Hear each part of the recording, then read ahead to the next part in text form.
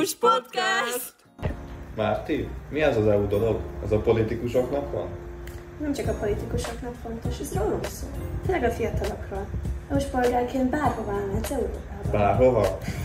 Bármelyik uniós országba. Fogd a szeméd és mehetsz is. Ez az Erasmus dolog?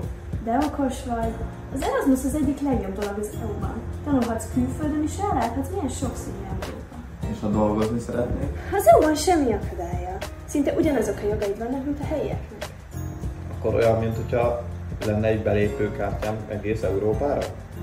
Igen, de nem csak belépőkártya, inkább meghívás. Meghívás arra, hogy felfedezz, tanulj, kapcsolódj, és része legyél valami nagyobbnak. Az komoly. Akkor nem csak magyar, hanem európai polgár is vagyok? Pontosan! Az EU polgárság nem elvesz, hanem hozzáad. Több lehetőséget, több szabadságot. Mi formáljuk Európát.